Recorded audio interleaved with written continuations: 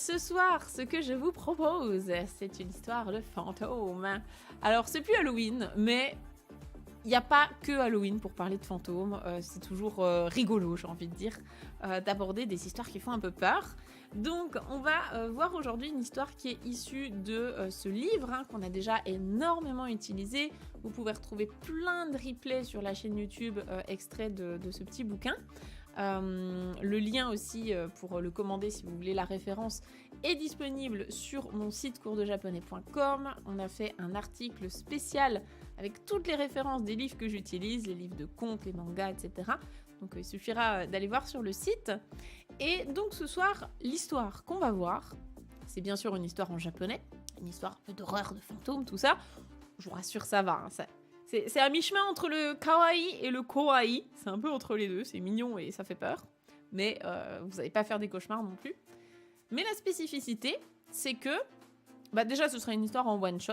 C'est une histoire qui est sur 3 pages, donc on va la commencer et la terminer en même temps aujourd'hui. Et en vérité, c'est pas une histoire japonaise. Parce que là-dedans, alors certes, il y a plein d'histoires japonaises. Tout est écrit en japonais bien sûr. Mais il y a aussi des histoires un peu du monde entier. Et là, l'histoire que je vous propose ce soir, c'est une histoire qui vient de Suède. Et oui, je ne la connaissais pas avant de la trouver dans ce recueil. Et je trouvais que c'était intéressant justement. L'avantage de pouvoir lire dans une langue étrangère, c'est que on a accès à plein de nouvelles connaissances, de nouveaux textes.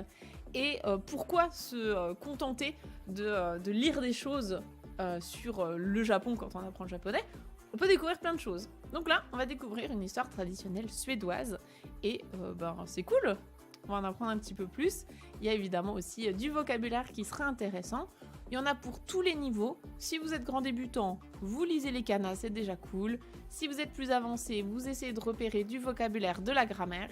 Si vous êtes encore plus avancé, eh bien tant mieux. Vous allez pouvoir comprendre pas mal de choses.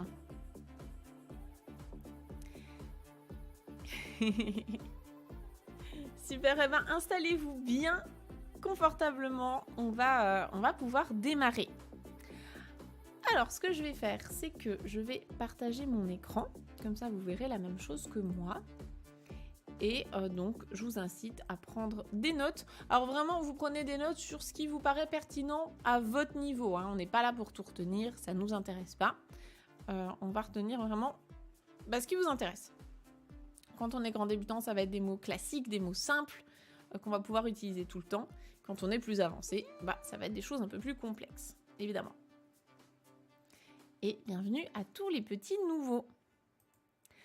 Alors, le conte de ce soir, le voici. Voilà le titre en japonais, donc on va commencer par là. On va commencer par lire le titre ensemble, donc c'est les grosses lettres, là. C'est quasiment que des hiragana plus de petits kanji, des kanji grands débutants. Donc c'est hyper intéressant pour nous. Essayez de le lire avec moi et ensuite on va le traduire ensemble. Alors, révisons les hiragana. Yurei. Je vous rappelle qu'un i qui suit un son en e, c'est un allongement. Donc yurei. Yurei o onbu shita. Et là, pour les kanji, si vous ne les connaissez pas, on va zoomer pour avoir les furigana. C'est onna no ko. Onna no ko. Alors, essayez de répéter après moi et d'essayer de comprendre un petit peu si vous repérez des mots. Yurei o onbu shita onna no ko. Qu'est-ce que vous connaissez là-dedans comme mots? Les mots les plus simples, c'est onna no ko. Mot à peine plus avancé, yurei. Et mot beaucoup plus avancé, onbu shita. Allez, qu'est-ce que vous reconnaissez là-dedans? Dites-moi tout.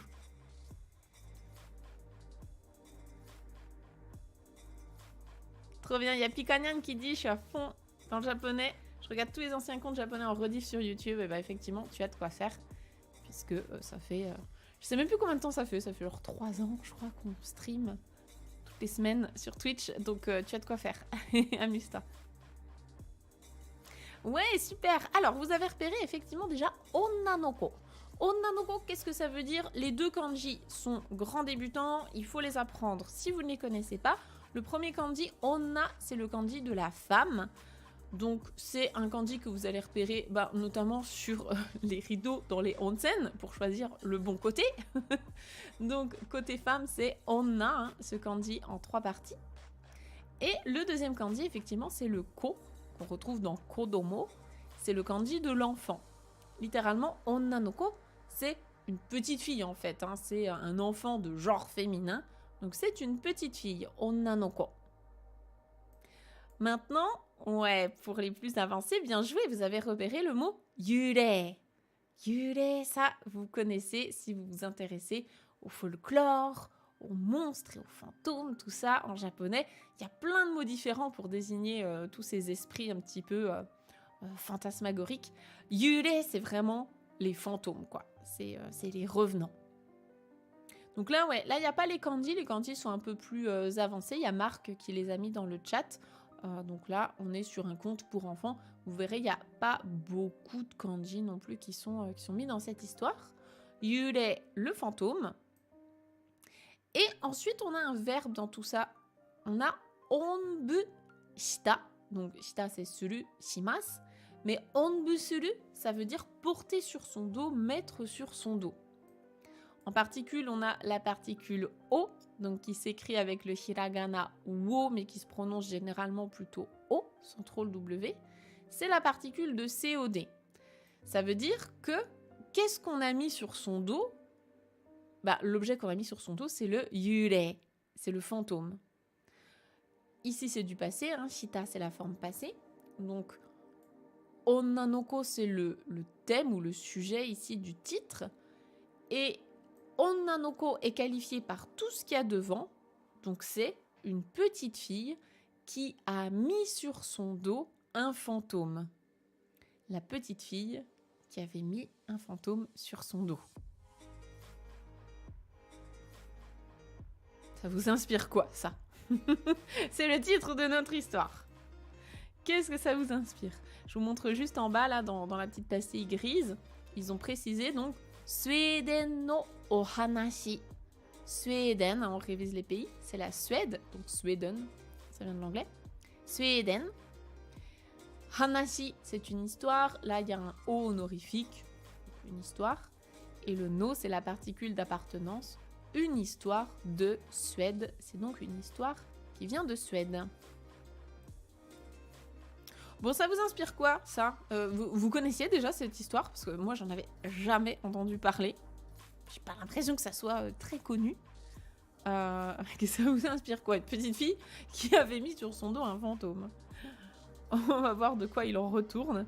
Je vous dis, c'est à la fois flippant et à la fois mignon. Donc c'est un peu un mélange des deux dans cette histoire.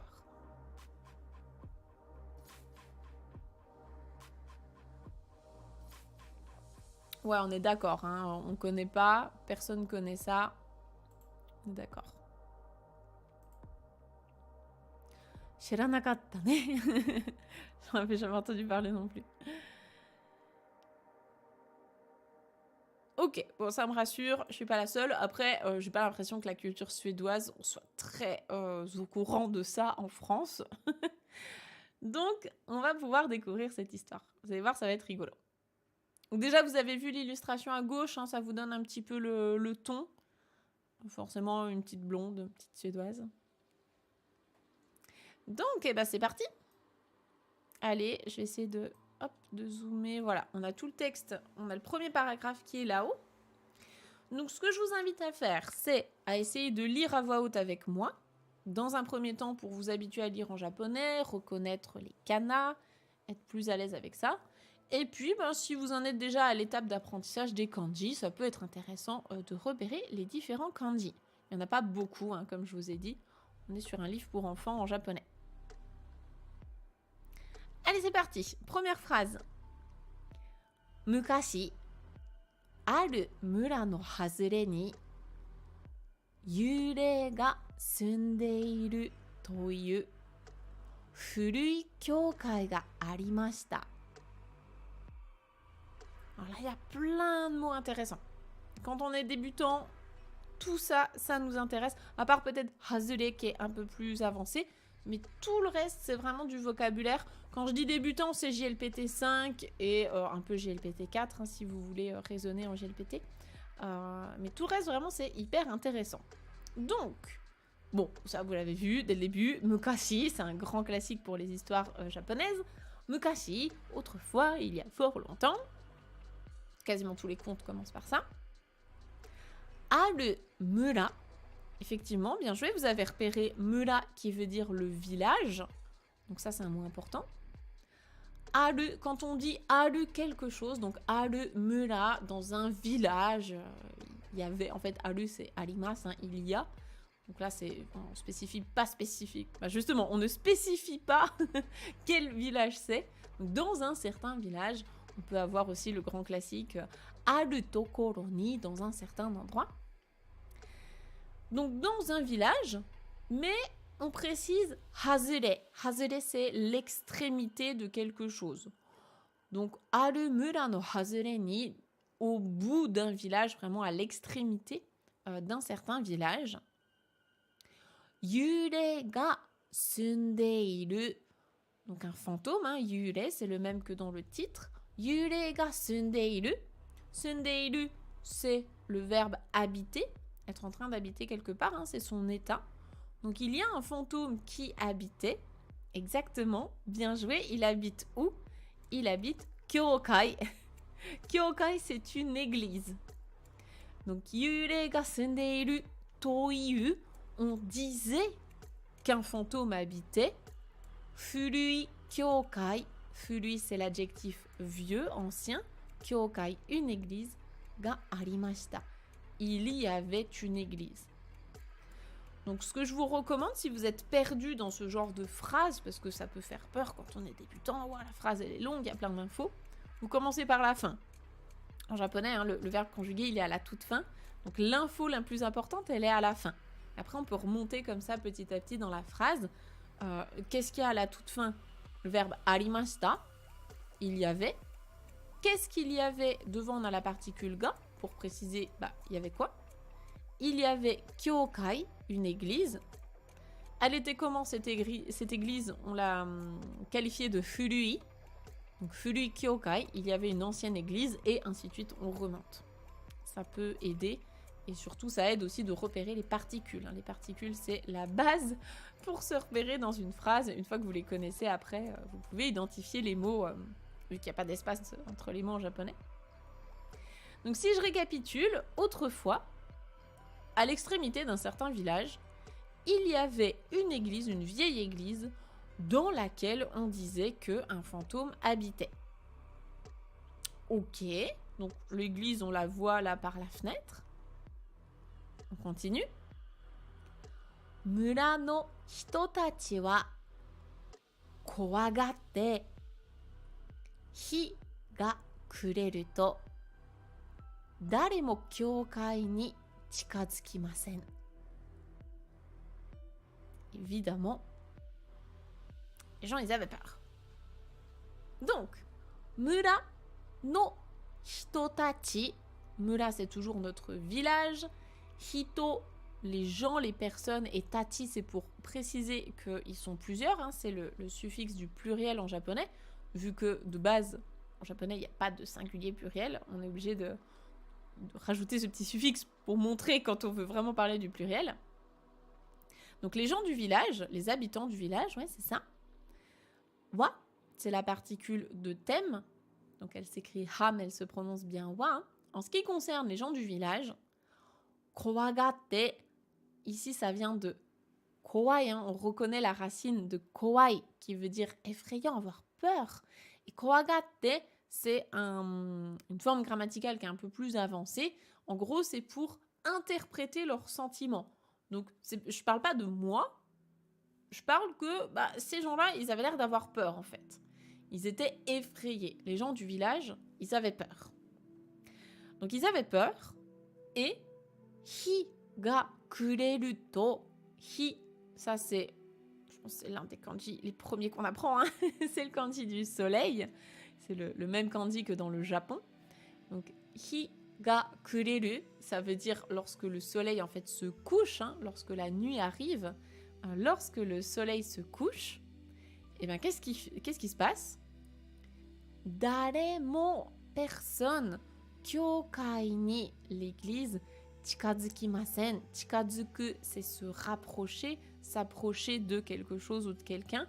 Et donc là, il est bien en négatif. Hein. Chikazukimasen, il ne s'approchait pas de l'église.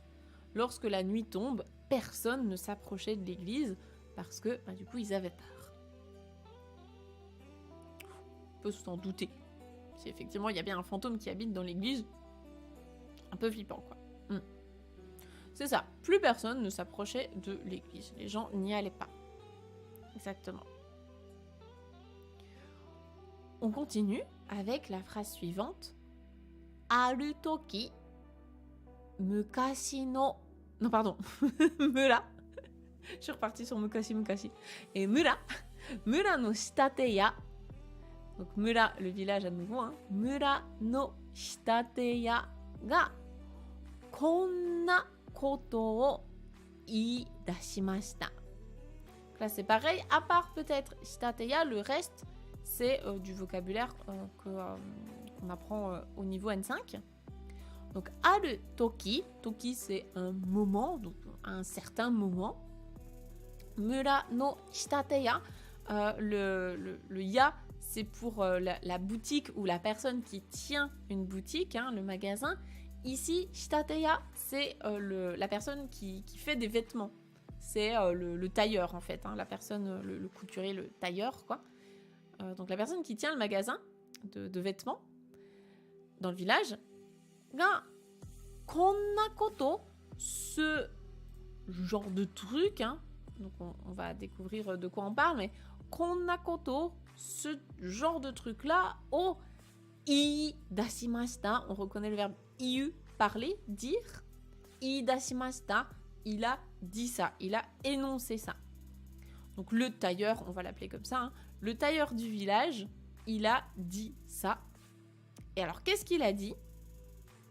Ici, vous voyez qu'on a un petit crochet qui s'ouvre. Et donc, ça veut dire qu'on a des paroles. Donc là, on a le début, et puis après, on a la suite juste en bas. Donc, ce que je vous propose, c'est de le lire d'une seule traite, parce que la phrase, elle est coupée en deux. Qu'on va déjà le lire, et puis après, on détaillera tout ça. Alors, qu'est-ce qu'il dit?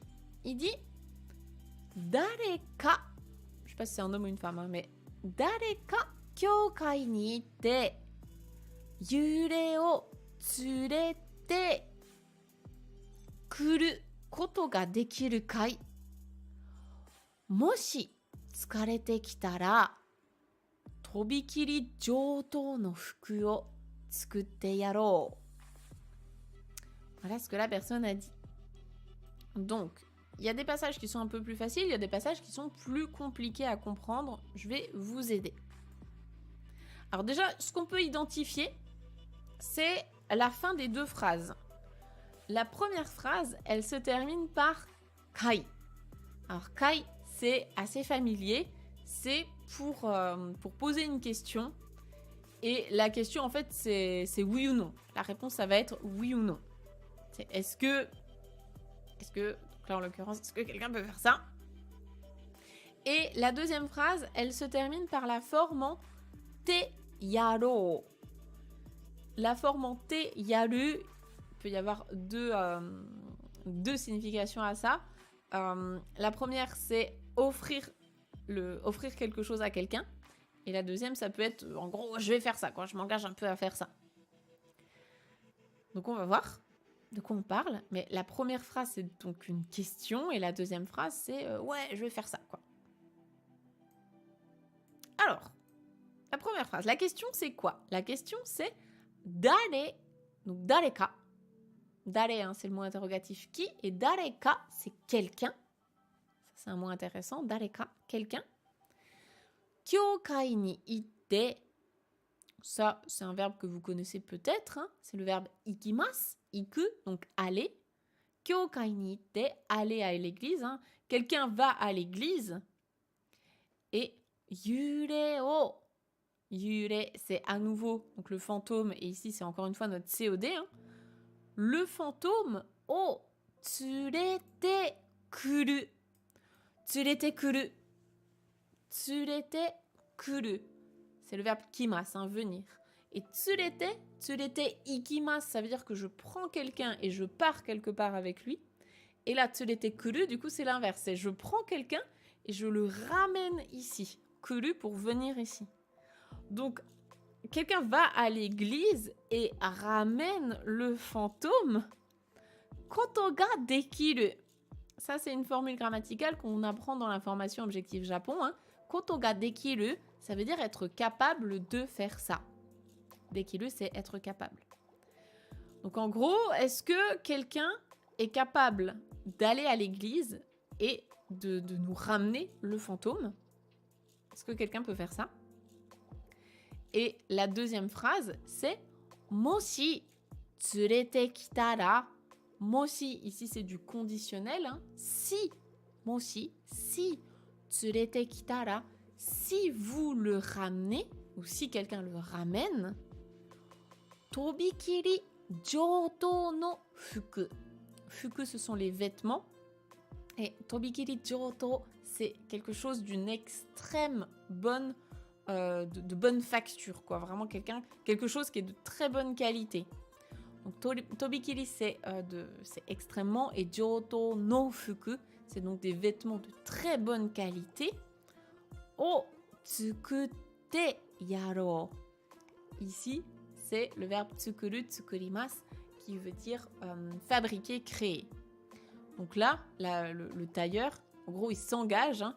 Il dit, si vous me le ramenez, si vous arrivez à le ramener, je vous offrirai ou bien je vous créerai des vêtements de très bonne qualité.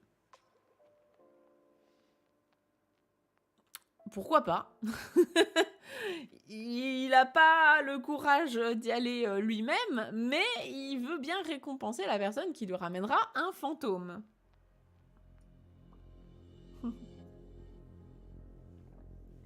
Donc, le tailleur va nous dire ça. Et donc, qu'est-ce qui se passe ensuite?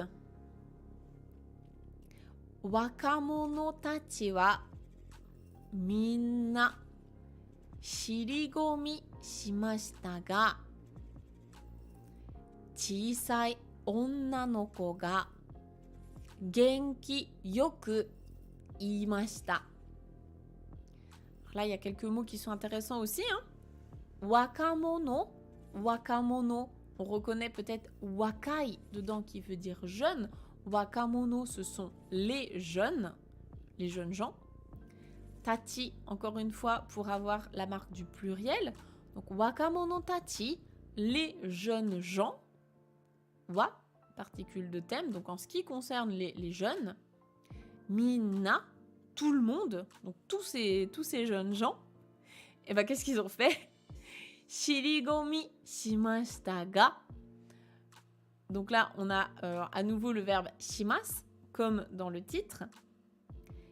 Et ouais, bien joué. C'est ça. En fait, ils se sont un petit peu défilés, quoi. Enfin, non, pas trop. C'est ça, ça peut être hésité, ça peut être aussi un peu se défiler, quoi. C'est... ouais... Ga, c'est la particule mais. Donc les jeunes, ils étaient tous... je sais pas trop. Et chisai onna no ko. Donc effectivement, vous avez repéré que chisai, c'est petit. Chisai onna no ko, une petite fille. Et ben elle, qu'est-ce qu'elle a fait? Donc là, le deuxième ga, c'est la particule de sujet. Mais une petite fille... elle, eh ben, genki yoku. Genki, c'est être en forme, hein, et genki yoku iimashita, elle a dit, donc de manière vraiment hyper énergique, quoi. Elle a dit, donc là, ce sont ses paroles, hein, on a à nouveau les petits crochets. Watashi ga tsurete kuru wa. Donc elle l'a dit en mode genki yoku, quoi. Watashi ga tsurete kuru wa. Donc watashi, je, moi. Watashi ga, donc c'est moi je vais tsurete kuru, je vais donc le ramener. Et le wa à la fin, c'est une particule pour insister sur ses propos, c'est plutôt féminin. Donc moi, ouais c'est ça, moi je vais le ramener. Si vous voulez pas y aller, moi je vais le ramener le fantôme, ok? Voilà, elle en jette la gamine. Elle a le courage d'y aller. Et donc, pour terminer cette première page, soshite, et non pas soshite, hein, faites bien attention, il y a un allongement, donc ça change complètement le mot. Soshite, onna no ko wa hontou ni yurei o obutte kyoukai kara modotte kita no desu. Et donc, bah, qu'est-ce qu'elle a fait? Soshite, donc en se faisant, hein, en faisant cela, en disant ouais, moi je vais le ramener. Onna no ko wa, donc la petite fille. Hontou ni, vraiment, pour de vrai, hein, honto, ça je pense que vous l'avez déjà entendu plein de fois, hein, hontou ni, vraiment. Yurei o obutte, encore une fois, le yurei ici c'est notre COD. Donc on a fait quelque chose avec le fantôme.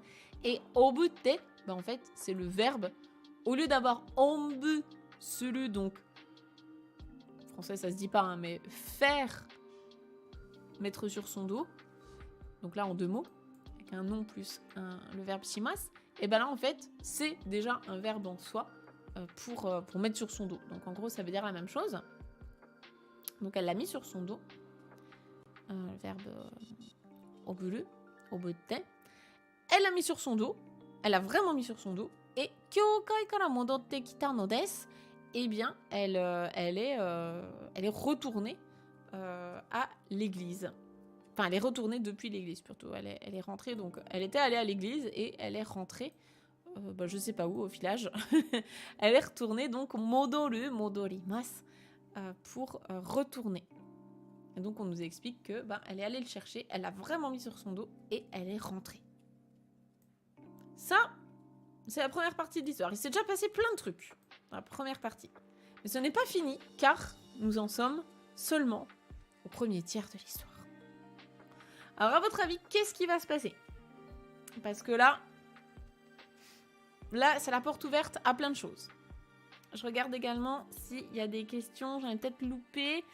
Il y a Akaibara Yuki qui demande mono, ça veut pas dire chose. Alors si, mais t'as un deuxième kanji pour mono qui désigne des personnes aussi.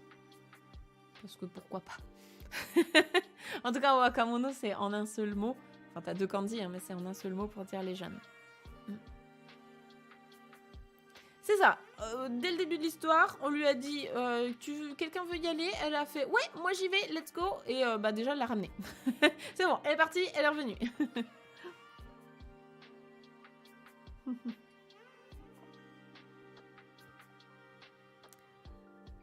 Il va se passer un truc bizarre dans le village, ils vont accuser le fantôme. Peut-être. En tout cas, elle va être bien habillée. Normalement, oui, elle a quand même gagné sa récompense, normalement. J'aurais pas eu le courage. Moi non plus, t'inquiète. Jamais j'y vais. Courageuse et efficace. Oh bah, elle perd pas son temps, hein, très clairement. Yurei versus Obake, la différence entre les deux. Yurei, c'est vraiment les fantômes, et Obake, ça vient du verbe bakeru, qui veut dire se transformer. Donc, par exemple, le bakeneko, hein, c'est un chat qui peut se transformer en humain. Donc, les Obake, c'est plus des choses qui se transforment. Le fantôme ne va pas en rester là une fois réveillé. Allez, est-ce que vous avez envie de voir la suite? Quelle est la suite de l'histoire? Pendant que je bois un petit coup, vous pouvez faire vos pronostics. Là, on a déjà quelques essais, on va dire, d'histoire, de possibilités.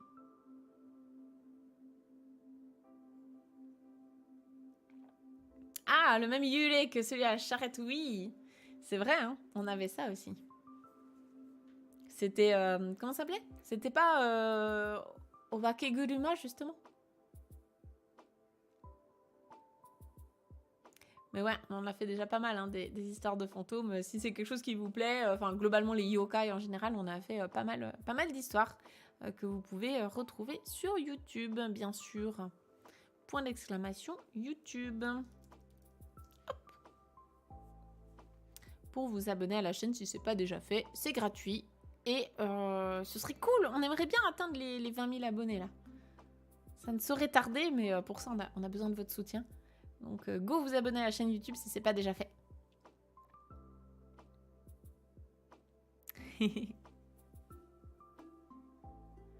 Et bah écoutez, on va voir laquelle de vos théories se réalise, ou peut-être que aucune. On va voir. Allez, c'est parti. Page 2. Donc déjà, on a un visuel. On a un visuel qui est là. Je zoome un petit peu dessus. Regardez la tête du fantôme. L'église au fond. Voilà. À quoi ça ressemble. Et donc, on a le texte ici. Est-ce que tout rentre? Ah, quasiment, ça rentre pas. Bon, tant pis. On va se mettre comme ça. Petit fantôme kawaii. Ouais, bah j'ai essayé d'en mettre un là, sous le chat. Je trouvais qu'il ressemblait un petit peu.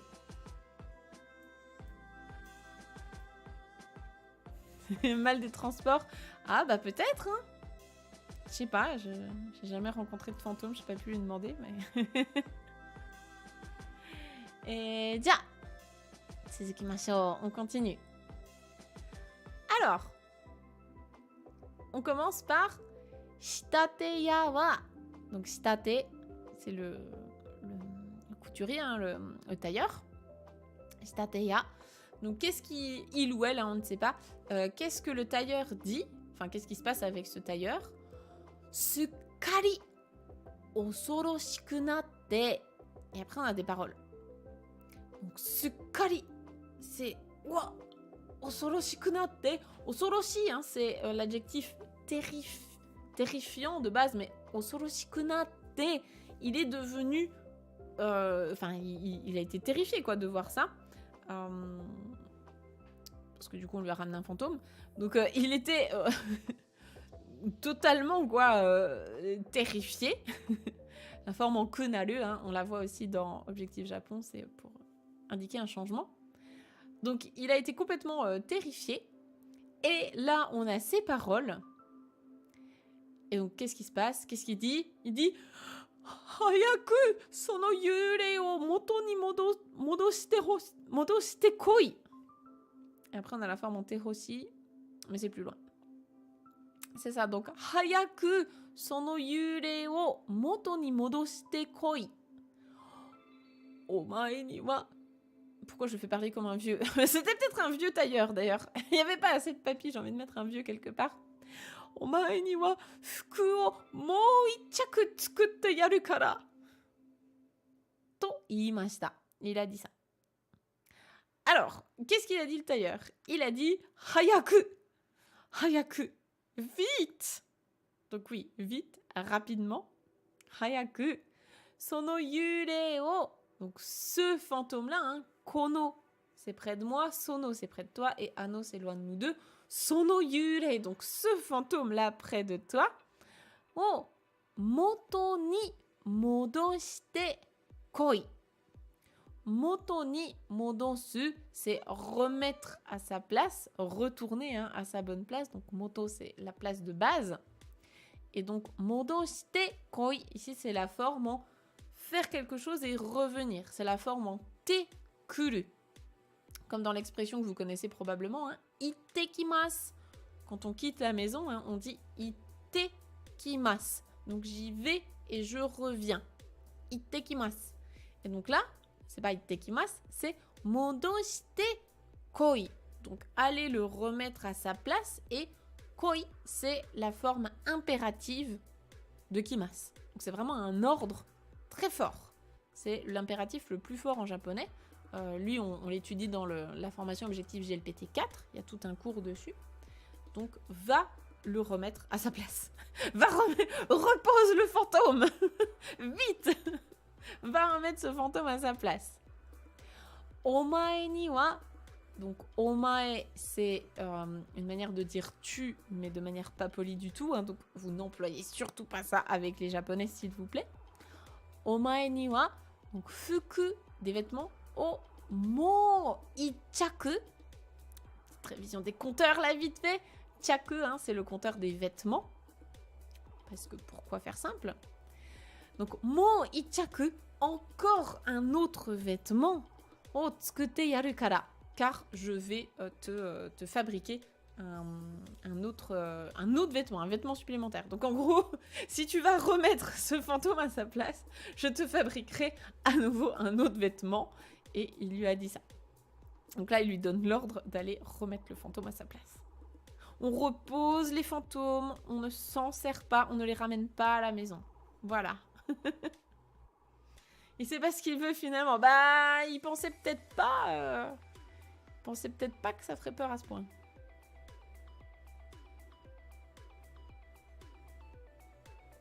Donc bah la gamine, si elle va reposer son fantôme, évidemment, elle va gagner d'autres vêtements.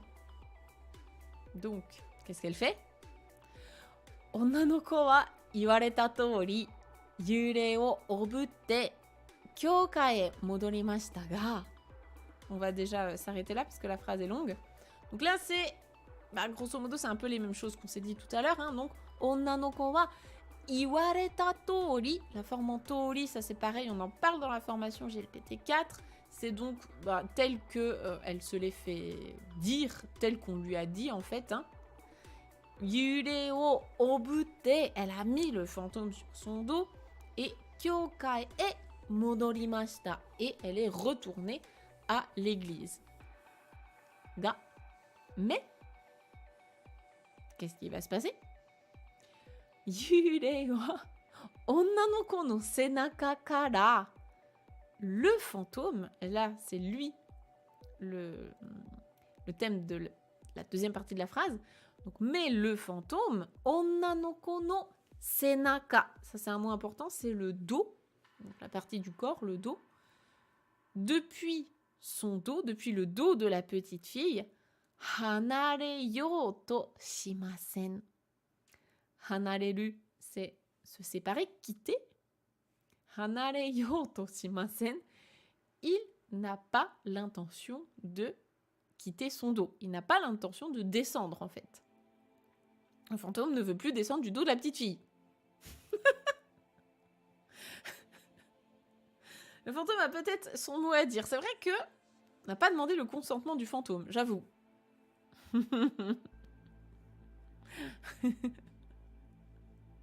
Encore un ou deux allers-retours à une nouvelle garde-robe, j'avoue. Donc, on a un nouveau problème. C'est que le fantôme ne veut plus descendre du dos de la petite fille. Son dos est confortable. Et il a une amie. Bah oui, il était tout seul dans son église. Bah franchement, ça doit être triste. Vous imaginez, on sait même pas, ça fait combien de temps? Ça fait peut-être des centaines d'années qu'il est dans son église, on ne sait pas. Il est peut-être très triste, très seul. C'est Casper. Les problèmes commencent. Ah bah, évidemment. Regardez. C'est vrai qu'il a l'air triste un peu. Bah oui. Il veut pas descendre. Elle, ça va, elle a l'air de gérer. Hein. Elle est ok, elle sourit à moitié là. On est Samishi. Il est tout seul. Bon, donc effectivement, c'est un nouveau problème. C'est un nouveau problème. Alors, qu'est-ce qui se passe? Eh bien, ici, vous voyez, on a à nouveau des paroles.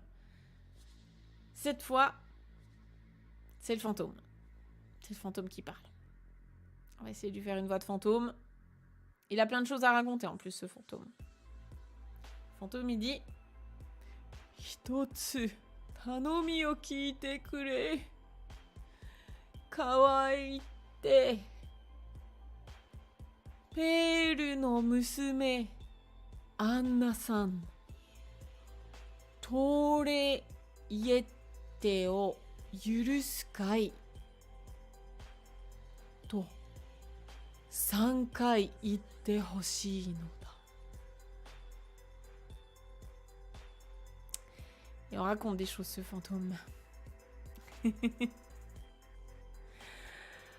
Alors, est-ce que quelqu'un a capté quelques mots là-dedans? ou voire même a compris ce que le fantôme dit. Donc déjà, il commence par dire hitotsu tanomi o kiite kure. Hitotsu, ouais, une chose. Tanomi, peut-être que vous connaissez le verbe tanomu, demander. Donc tanomi, c'est une demande. Hitotsu tanomi, donc une demande. O kiite kure. Écoute. Écoute. En gros, j'ai une demande, écoute-la. Kiite kure. C'est un ordre. Écoute ce que j'ai à demander. Ouais, c'est ça. Donc il lui fait une demande. Il demande quelque chose. Kawa e ite. Effectivement, kawa, c'est bien la rivière. Bien joué. C'est un kanji aussi qui est simple. Vous pouvez le retenir. Donc kawa e ite va à la rivière. Et donc là, vous voyez, on a ces traits. En fait, il y a un message qui est inclus dans ces paroles. Donc ça, tout ça, c'est ce qu'il dit à la petite fille. Et particulièrement, je vous spoil la fin, mais en fait, il lui demande de répéter 3 fois quelque chose. Donc ce truc à répéter, c'est entre ces tirets. C'est pour montrer vraiment, mettre en valeur le message. Donc le message qu'elle doit répéter, donc Sankai ite hoshi no da, j'aimerais que tu répètes 3 fois, que tu dises 3 fois ça. Et donc le message, c'est Peru no musume. Musume, c'est une fille. Donc la fille de... Alors, je connais pas les noms suédois. Et j'ai pas trouvé, en fait, l'histoire en anglais, encore moins en français. J'ai juste retrouvé cette même histoire en japonais en tapant des mots-clés en japonais. Donc, je saurais pas vous dire c'est quoi les noms d'origine. Mais là, Peru... je sais pas, du coup. On va garder les noms en katakana. Donc, la fille de Peru... Ça doit être des noms suédois en plus. Anna-san. Donc elle s'appelle Anna, ça va. Peru. Je sais pas si c'est peur là, parce que je pense que c'est vraiment des noms suédois. Enfin bon, ça n'a pas d'importance de toute façon. Donc la fille de Peru, Anna-san, Anna. Tore iete. Donc là c'est pareil, c'est un nom. Ici on a un point, donc ça signifie logiquement. Il y a un nom et un prénom. Alors, soit c'est dans l'ordre occidental, auquel cas, ça c'est le prénom, ça c'est le nom de famille. Soit ils l'ont mis dans l'ordre japonais. Encore une fois, ça n'a pas trop d'importance dans notre histoire, mais c'est juste pour comprendre que ce petit point, ça marque la différence entre un nom et un prénom. Donc le nom de la personne, c'est Tore iete o yurusu. Yurusu, ça veut dire pardonner.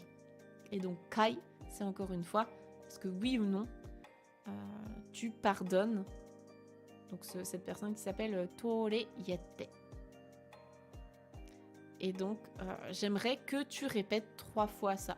Donc, je voudrais que tu ailles à la rivière et que tu t'adresses donc à Anna, fille de Peru, et lui demander est-ce que tu pardonnes Tore iete.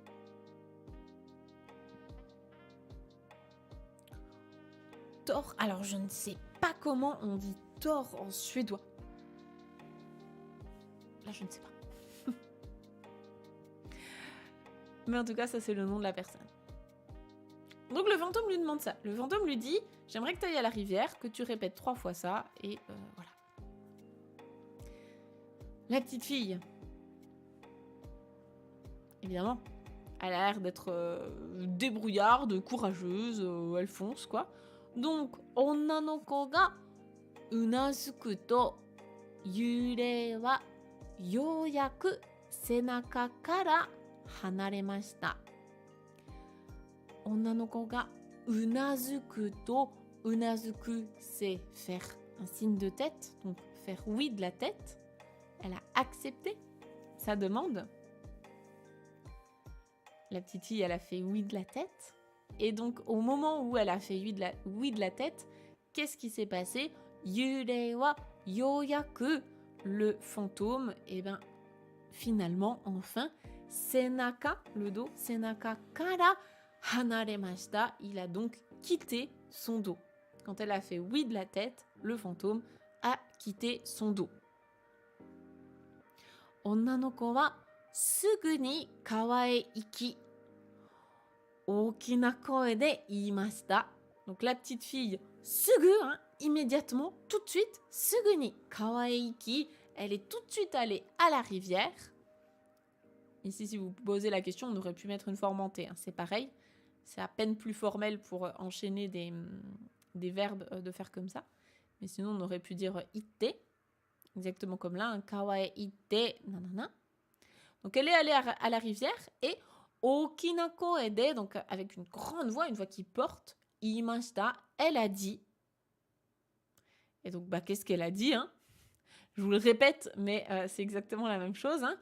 Pere no musume Anna-san, tore iete o yurusu kai. 3 kai kurikaesu to. En répétant ça 5 kai 3 fois, en répétant un kurikaesu, elle a répété ça 3 fois.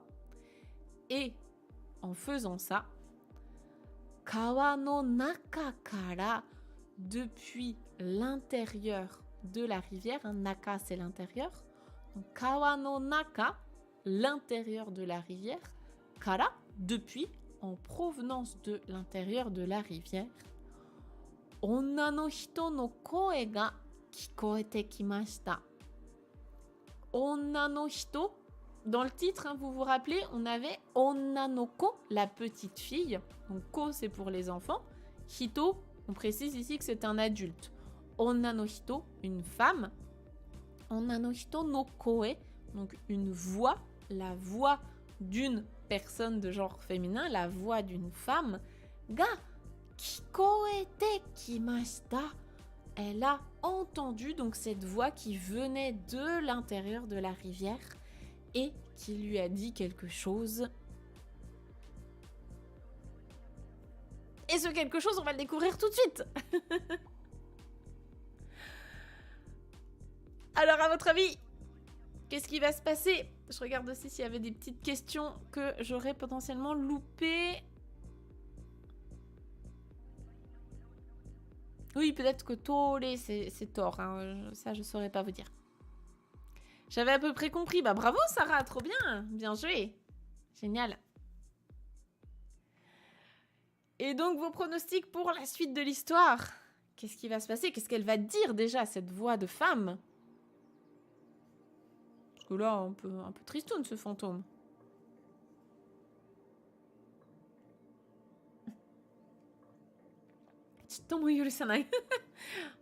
Peut-être. Est-ce qu'il y a d'autres avis? Est-ce que vous pensez qu'elle va pardonner? Elle va pas pardonner? Elle va avoir une condition? Elle va se manifester? C'est quoi votre avis sur la question?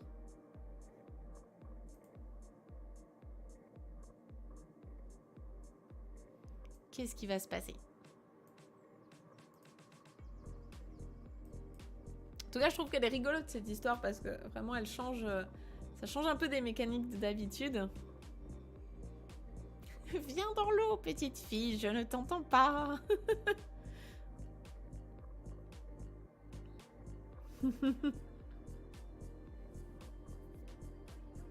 C'est rigolo, c'est un peu le cliffhanger, là, qu'est-ce qui se passe? On a envie de connaître la suite de l'histoire. Alors, à votre avis, ça va pas bien se passer? Ouais. Elle va rajouter une quête à sa liste. C'est comme dans les jeux vidéo. Il faut que tu ailles voir machin pour qu'il te donne cet objet et que tu me le ramènes en échange de quoi je te donnerai ça. Les quêtes sans fin. Peut-être. On va regarder. Après, spoiler, hein, c'est une histoire en 3 pages. Donc ça se termine à la page suivante. C'est pas une histoire qui va durer des plombes. Elle veut rejoindre le fantôme, car ils sont amis. Elle sera surprise que la petite fille ait accepté. Peut-être. Allez, je vous fais pas attendre plus longtemps. On regarde ensemble. Hop! La suite de l'histoire. Suite et fin. Je vous montre déjà l'illustration. Donc, ça illustre plutôt ce qu'on vient de lire juste avant. On a la petite fille qui parle comme ça à la rivière. Et donc ici, on a le texte de fin. On va le lire ensemble. C'est parti. On commence à droite avec... Donc ça, c'est la voix de la femme. Kami-sama ga oyurushi ni nareba, watashi mo yurushimasu. Kami-sama ga oyurushi ni nareba, watashi mo yurushimasu. Kami-sama. Kami, effectivement, c'est le kanji des dieux, et Kami-sama, hein, ce sont... Alors, en fonction des religions, bien sûr, hein, mais c'est soit Dieu ou soit les dieux. Donc, ça dépend de là où on se place. Là, en l'occurrence, on est en Suède, mais si c'était au Japon, ce serait les dieux du Shinto. Donc, Kami-sama ga oyurushi ni nareba. En gros, ici, c'est effectivement, hein, si Dieu te pardonne potentiellement, ou si Dieu pardonne, ou si les dieux nous pardonnent. Enfin, vous pouvez le voir de la manière que vous voulez. On n'a pas tout le contexte de l'histoire, mais en gros, s'il y a un ou des dieux qui pardonnent, eh bien, watashi mo yurushimasu. Moi aussi, mo c'est la particule pour dire aussi, moi aussi, yurushimasu. Moi aussi, je pardonne. Si Dieu pardonne, alors je pardonne aussi, ouais. Quelque chose comme ça. Voilà. Donc, la voix de la femme pardonne. Et on continue avec Onna no ko wa isoide kyoukai no yurei no tokoro e modorimashita. La petite fille wa isoide, ça c'est le verbe isogu, isogimasu, se dépêcher. Donc elle se dépêche. Et kyoukai no yurei no tokoro, à l'endroit où il y a donc le fantôme de l'église, et modorimashita, elle est retournée à l'endroit, où elle est retournée voir en fait, hein, le fantôme de l'église. Donc là elle répète, la petite fille elle dit Kami-sama ga oyurushi ni nareba, watashi mo yurushimasu te koe ga kikoeta wa. Elle parle de manière familière au fantôme. Elle ne met pas de masse. Donc elle répète, hein, si Dieu te pardonne, moi aussi je te pardonne. T, donc petite suite T, on en a déjà parlé pas mal de fois, hein, ça c'est pour citer quelque chose, faire une citation. Donc là, elle cite les paroles du fantôme, enfin de la voix de la rivière. Alors, je sais pas si c'est un fantôme, mais peut-être que oui. Et donc, koega kikoeta, j'ai entendu une voix. Wa, c'est la même particule que tout à l'heure pour insister sur ses propos. Donc elle dit, j'ai entendu une voix qui a dit ça. Yurei wa hotto shita you ni iimashita. Le fantôme, en ce qui concerne le fantôme, hotto shita, ça veut dire être soulagé. Hotto suru, hein, c'est on est soulagé. On souffle comme ça, on se sent soulagé. Donc hotto shita you ni iimashita, il a dit comme si il était soulagé, un yoni à la manière de. Donc il semble, hein, que ce fantôme ait été soulagé, et il a dit ça. Et donc qu'est-ce qu'il dit d'une manière soulagée? Il dit Arigato, dewa mou okaeri. So shite asa ga kuru mae ni mou ichido koko ni kite okure. Donc là, évidemment, vous avez compris, hein, arigato. Merci. Dewa, mou, okaeri. Dewa, bon, eh ben, mou, okaeri. Eh ben, bon retour, hein, du coup. Okaeri, hein, rentre chez toi. Alors, je pense qu'ici, il la congédie, en fait, hein. Il congédie la petite pour qu'elle puisse rentrer chez elle. Donc, parce que lui, il est dans son église, hein, c'est un peu sa maison, quoi. Donc, rentre chez toi. Et soshite, donc en faisant cela, asa ga, asa c'est le matin, asa ga kuru mae ni, avant que le matin n'arrive, avant que le matin ne vienne, moichido, encore une fois, à nouveau, moichido, koko ni kite okure, donc viens ici à nouveau, encore une fois, avant que le matin ne se lève. Donc reviens en fait, reviens à la fin de la nuit.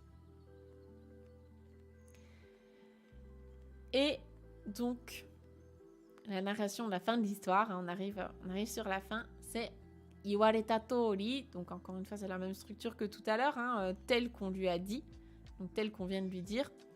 Asahi, le lever du matin, enfin le soleil du matin, Asahi, comme la marque de bière, c'est ça, c'est le soleil du matin. Asahi ga noboru, donc le soleil du matin littéralement se lève dans le ciel, donc en gros avant que le jour se lève, mae ni, avant que le jour ne se lève, onna no ko ga kyokai ni iku to, en allant, quand la petite fille s'est rendue à l'église, eh bien, yurei wa doko ni mo imasen deshita. Le fantôme, doko ni mo imasen deshita, il n'était nulle part. Il ne se trouvait nulle part. Le fantôme n'était nulle part. Et on a Nightbot qui s'énerve dans le chat, qui vous spamme. Très bien. Nightbot s'énerve. Donc, le fantôme n'était nulle part. Kawari ni, à la place, à sa place, en échange, kawari ni, yama no yo ni, à la manière d'une montagne, telle une petite montagne, on aurait dit une montagne. Ginka, ginka ce sont des pièces d'argent. Ginka o ireta masu. Là ils ont mis des petits, un petit symbole en fait, c'est pour signifier que c'est pas un mot courant en fait, c'est pas un mot habituel. Les masu ce sont des anciennes boîtes de mesure, souvent plutôt carrées. Donc on s'en fout, c'est une boîte. Donc ginka o ireta masu ga arimashita. Il y avait donc une boîte avec des pièces d'argent dedans, donc qui ont été mises dedans. Et la dernière phrase pour cette histoire, c'est onna no ko wa yurei kara moratta ginka o motte. Donc la petite fille, elle a pris les pièces d'argent du coup qu'elle avait reçues de la part du fantôme. Morau, c'est recevoir.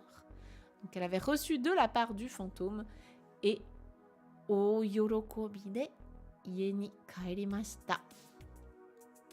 Tout ça, à la fin, c'est juste, on dit que... Donc, elle est rentrée chez elle en étant très contente. Kaeru, c'est rentrer chez soi, la maison y est. Et donc, o yorokobi, c'est une énorme joie. Et voilà, pour cette histoire. Toujours des sous à la fin des comptes. Ouais, c'est un peu la récompense, la récompense finale. Mais je ne sais pas ce que vous en avez pensé de cette histoire. Dites-moi un petit peu vos impressions, ça m'intéresse. Moi, vraiment, quand j'ai découvert, je trouvais ça assez étonnant pour plusieurs raisons. Déjà, cette histoire forcément de fantôme sur le dos d'une petite fille, c'est pas courant. Moi, le titre, il m'a un peu intriguée. Et puis, vraiment, cette petite fille, qui n'a peur de rien, quoi. C'est, va chercher un fantôme à l'église, ok, j'y vais. Ramène le fantôme, retourne-le dans l'église. Ok, pas de souci. Va au pont et dis ça 3 fois. Ok, j'y vais. Retourne voir le fantôme et dis-lui ça. Ok, je transmets. Vraiment, c'est un peu surréaliste, quoi. Elle a tout gagné dans l'histoire. Ouais, en étant courageuse comme ça, sans trop se poser de questions, oui. C'était rigolo, quoi. Je l'ai trouvé compliqué bizarrement. Alors par rapport à quoi ? Le japonais ou l'histoire en elle-même ? C'était super drôle de rythme narratif mais très chouette. Oui, c'était un peu étrange, c'est marrant. Elle est sympa de faire tous ces allers-retours. Ah bah c'est vraiment le bon joueur de jeux vidéo qui fait toutes les quêtes annexes de tout le village. C'est vraiment ça, ouais. Heureusement que tu l'as lu, rien compris. Juste lu les canas, mais superbe histoire. Eh bah écoute, si déjà t'as lu les canas, c'est déjà une super première étape. Et ce que je vous incite à faire, hein, vraiment, c'est quand vous continuez votre apprentissage du japonais, puisque bien sûr, ici, tout le monde va continuer son apprentissage du japonais, vous revenez d'ici 6 mois ou même d'ici 1 an ou plus, si vous voulez, et vous venez réécouter les histoires qu'on a fait ensemble. Vous allez voir une nette progression dans ce que vous comprenez, dans ce que vous êtes capable de lire, de comprendre et de traduire. Et ça, vraiment, c'est super, super gratifiant. Moi, je l'ai fait un peu inconsciemment. Je l'ai fait notamment avec des chansons, des animés, vraiment des choses que j'écoutais, que je regardais quand j'étais ado et je ne comprenais rien, mais rien du tout. Et puis, plusieurs années plus tard, notamment à partir d'un N4, mais surtout à partir du N3, c'est là où je me suis vraiment éclatée en japonais à partir du GLPT 3, quand on revient et qu'on se dit « Oh, mais en fait, ça parlait de ça, et je savais pas, et trop bien, et j'ai tout compris, ou quasiment tout compris. » C'est top, quoi. C'est vraiment top. Et c'est là où on se dit « Ok, j'ai progressé. J'ai vraiment progressé. » Donc, vous n'êtes pas obligé d'attendre le GLPT 3 pour faire ça. Vous pouvez le faire, ne serait-ce que tous les 6 mois ou tous les 3 mois. Hein. Vous pouvez vous prendre un rythme. C'est juste que forcément, il y aura moins de... Ce sera moins choquant que passer de 0 à GLPT 3. C'est vraiment très choquant, la différence de compréhension. Mais tous les 3 mois, tous les 6 mois ou tous les ans, c'est déjà sympa, quoi. Voilà, et écoutez, j'espère que ça vous a plu.